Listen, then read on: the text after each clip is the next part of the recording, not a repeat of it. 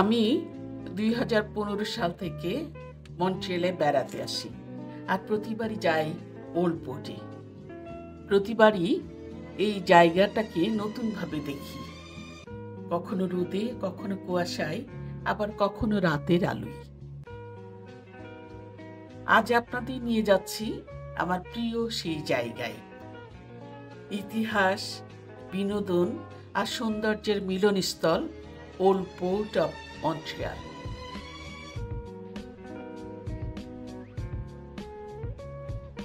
এবারও আমি ২ দিন গিয়েছিলাম। হাঁটতে হাঁটতে পুরানো সব স্মৃতি মনে পড়ে গেল।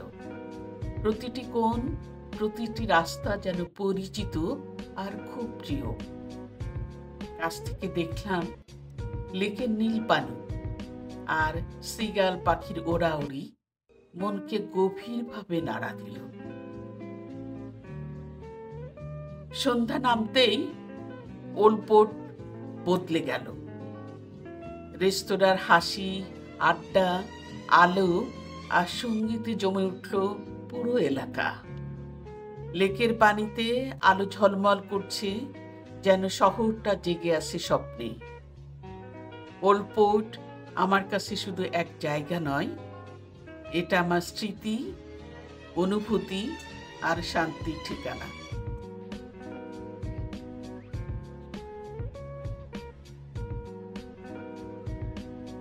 প্রতি বছর ৬ মিলিয়নেরও বেশি মানুষ আসেন এই জায়গায় অবসর, আনন্দ আর উৎসবের খোঁজে। এখানে আছে জলভ্রমণ, সঙ্গীত, সুস্বাদু খাবার আর অসংখ্য রঙিন অনুষ্ঠান। ২৫ বছরেরও বেশি সময় ধরে ওল্ড পোর্ট মন্ট্রিয়ালের অন্যতম জনপ্রিয় পর্যটন কেন্দ্র।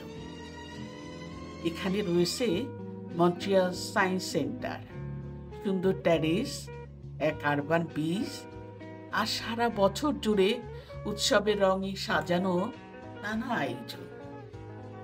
বিশ্ববিখ্যাত চিরিক ডিসলি থেকে শুরু করে শীতকালীন ইগলো ফেস্ট পর্যন্ত।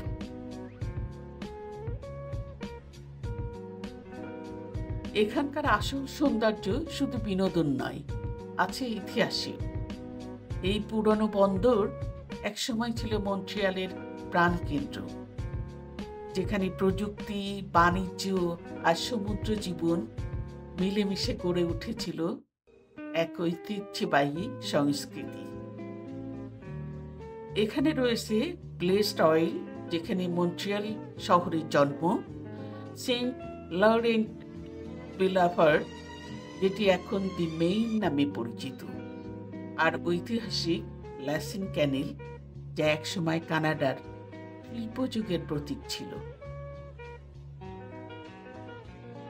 সবচেয়ে চোখে পড়ে সেই বিখ্যাত ক্লক টাওয়ার, যা ১৯১৯ সাল থেকে ১৯২২ সালের মধ্যে নির্মিত হয়েছিল প্রথম বিশ্বযুদ্ধে হারিয়ে যাওয়া সাহসী নাবিকদের স্মৃতিতে।